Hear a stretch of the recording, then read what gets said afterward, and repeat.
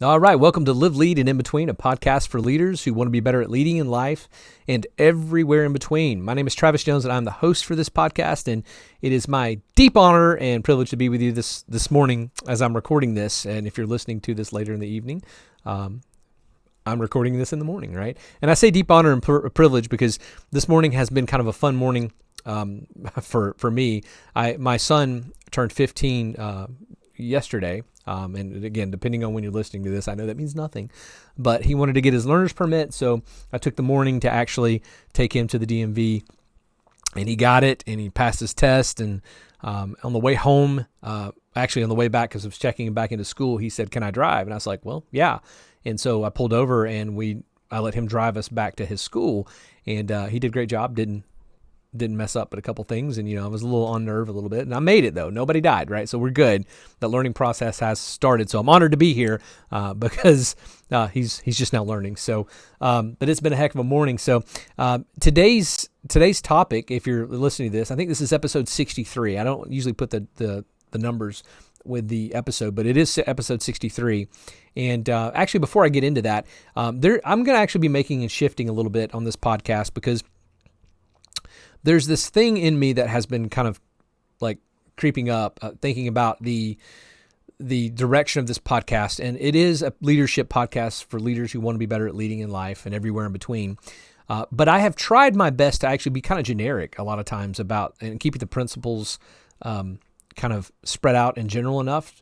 But honestly, that's actually been more difficult for me to do than just to embrace what it is that the world that I live in and actually speak directly to that. And if you've been listening to this podcast for any length of time, you know that I serve in ministry. And so, I've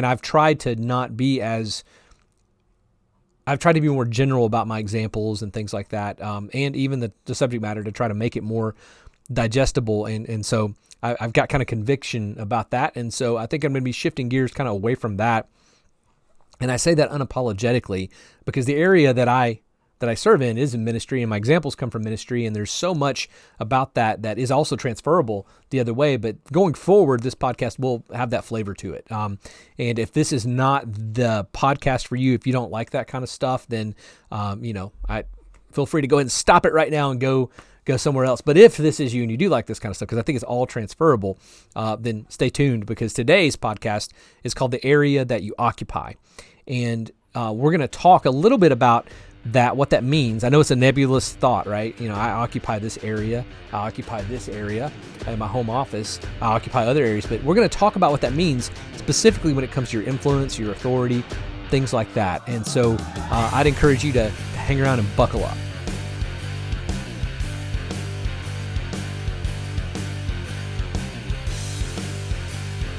Okay, so the area that you occupy, the area of influence that you had. So what spurred this for me? I had an experience, and I'm going to talk about that experience. And it was a very spiritual experience that I had, and I don't mean like, sitting in a sweat lodge doing that kind of thing. It was just an experience that I had that actually spurred this topic for me, but it had to do with the influence and the authority that I had. And so I thought this is a great opportunity for those in ministry, for believers to kind of maybe get something out of this experience, because it was a learning experience for me. And so the whole concept of the area you occupy is based around the authority that you have.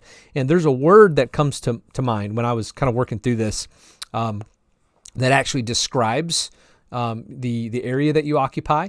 And it's a Greek word, and that word is metron. And it literally means, its basic meaning is this: it's a measure, size, or length. Okay, of something. It's a minimal unit of measure, right? So I'm going to use that term to describe the area that you occupy in the sense of, like the metron of this cup is this cup, right? But for you and I, as both physical and spiritual beings, we have areas of influence and authority around us, and that is our metron. It's a minimal unit, right? So I'm going to use that interchangeably with that. But before we do that, I need to kind of talk about authority. I have talked about authority in the past, both given and positional authority. And I'm not going to rehash that, but I think it is important for this podcast just to kind of define those two things as you're thinking. Positional authority means I have a position of authority For example, I serve at the church I serve as the minister of spiritual growth and development, which has to do with the discipleship element of the church. And so I have authority over that area. It's been given to me by the church as a whole, the powerhouse of the church as a whole. I have the authority, it's delegated power. Given authority, though, and I know it may get confusing because of the words I just used, but given authority is when someone sees my walk and sees my talk and sees them line up and decides, I'm going to place myself under their authority because I trust them. Okay? Now, the fun thing about given authority is that someone can say, you know what? I don't trust them anymore. I'm going to take myself out from under their authority. Okay? It kind of happens like if you're teaching a class or something like that, and you have the authority to teach the class, people trust you because they watch you, and then they'll sit under you and listen to what you have to say about certain things. So just keep that in mind as we're rolling through this today. So your metron, your area of influence, your area of authority, your area that you occupy is a variable thing.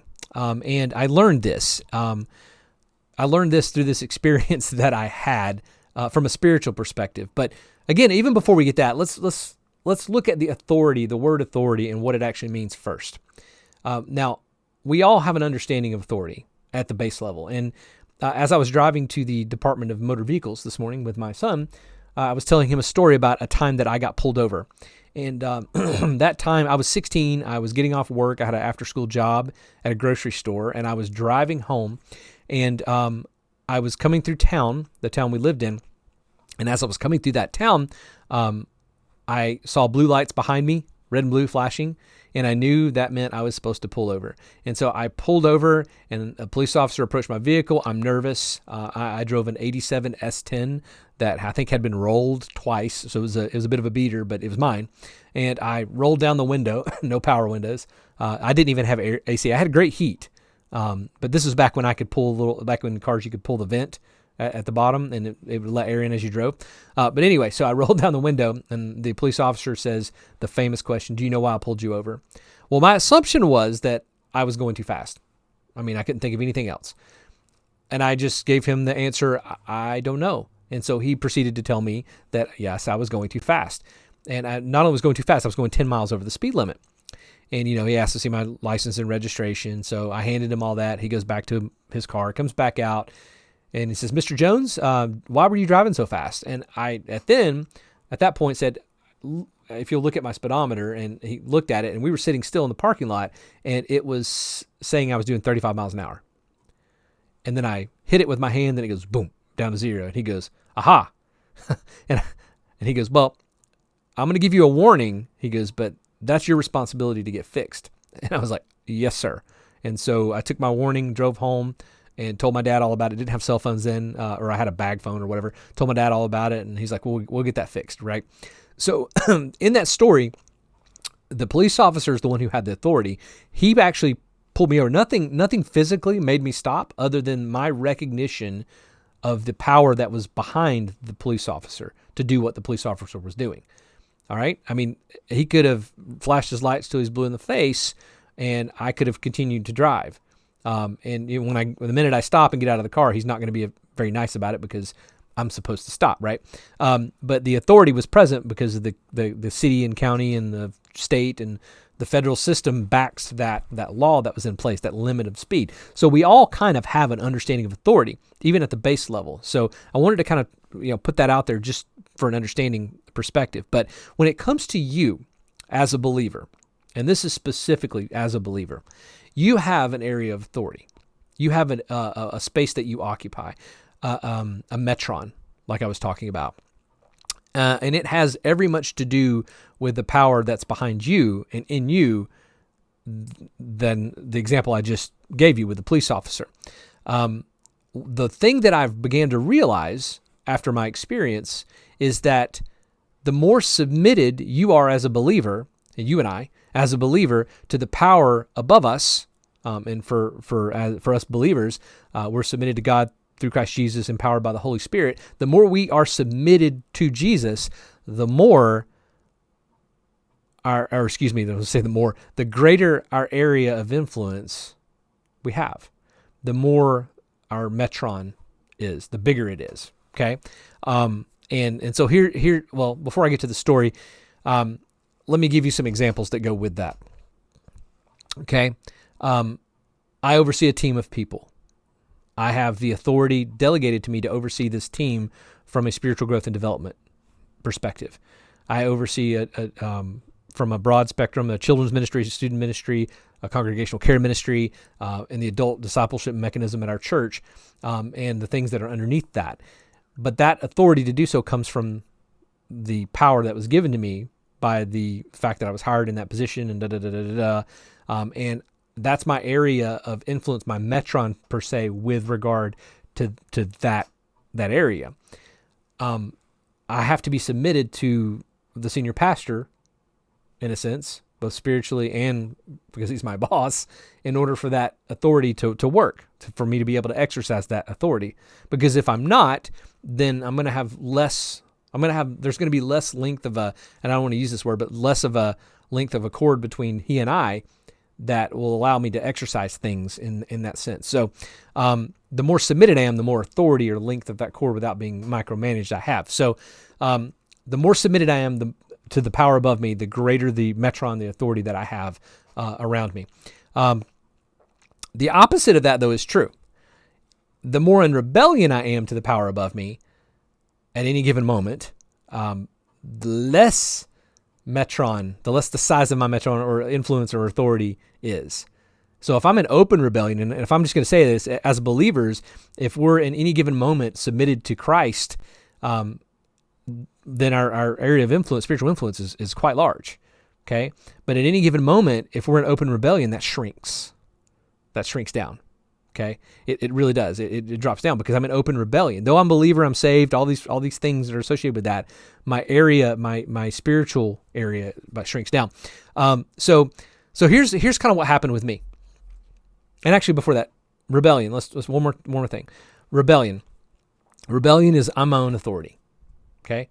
I'm my own power source, my own authority, and I cause things to happen. Right?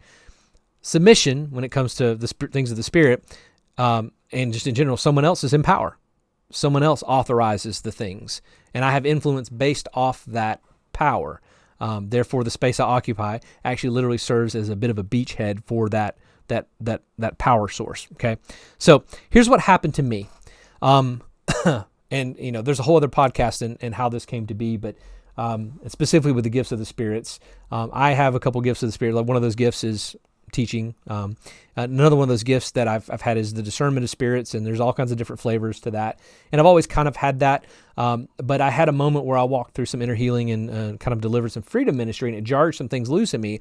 And after that moment, I began to have these experiences where I would see some stuff like in my mind's eye that was different than I'd ever seen before. And this experience that I had, now before you go, I don't believe in that stuff, that's fine. You don't have to. I'm just telling you the reality of what it is that I was experiencing in these moments. So I'm sitting in a meeting, and in the meeting, my attention gets drawn to this particular person in the meeting. And around this person, where it was this dark thing, and this dark thing was literally like caressing this person's hair and whispering in their ear and things like that. And I was sitting there looking at this thing going, and again, when I say looking, it's not like I'm looking at this coffee cup. And if you're listening right now, you can't see the coffee cup that I'm about to drink from. But all the more reason you should be watching the podcast. But it's not like I was seeing this coffee cup. It literally almost like if I have an envelope, and in that envelope, I hold it up to light, and you can kind of see what's in the envelope through the light. It had kind of that feel to it. And so I'm sitting there and I'm looking at this thing. And as I'm sitting there looking at this thing, messing with this person in the middle of a meeting, I just watched it, and the thought occurred to me, I have authority over this space. This is my area that I occupy, and this thing is actually messing with a person that's sitting kind of in front of me. And so in my mind, I heard, I can bind and loose, because Scripture gives me permission to do that. What I bind on earth will be bound in heaven, loose on earth, loosed in heaven. And in that moment, I bound the thing. I said, I bind you in the name of Jesus. And it was almost immediate. There was no process. It's boom. And next thing you know, I see this thing sitting in the floor next to the person in chains, just sitting there. Like I was able to bind. And then I loosed the love of Christ in that area, in that my area of influence. But what I also noticed was spiritually there was a connection point between this thing that I just bound and this other person. There was like a chain there.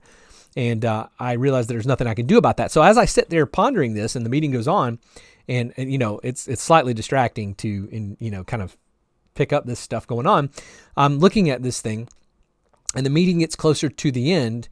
And as the person gets up and walks off, the thing's kind of with it because it's connected by it.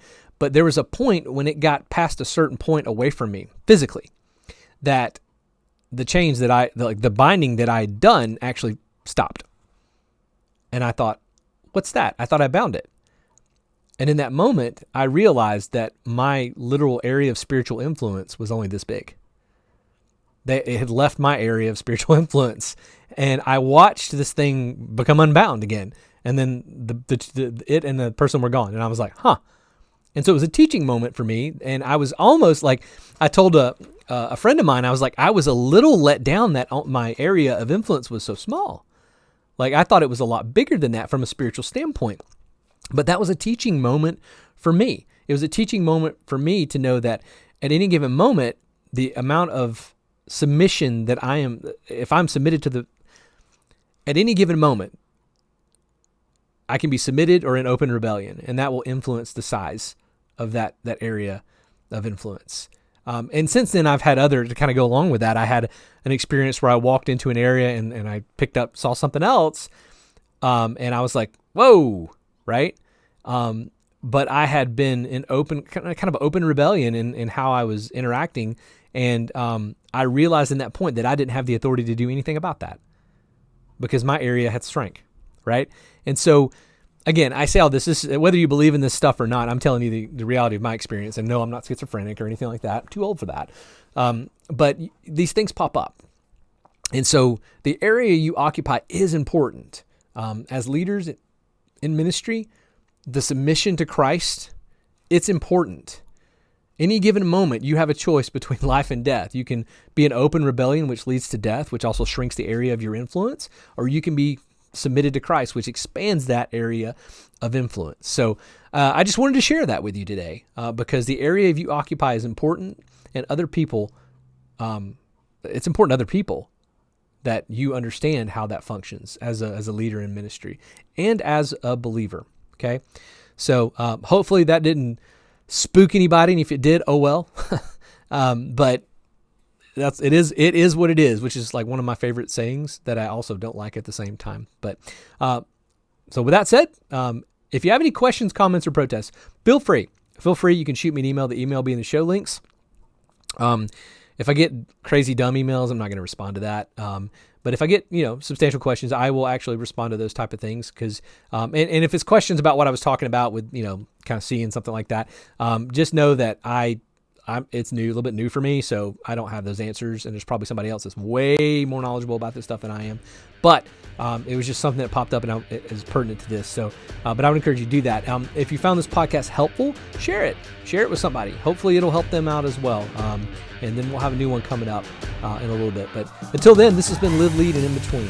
And I hope to see you next time. Until then, lead well.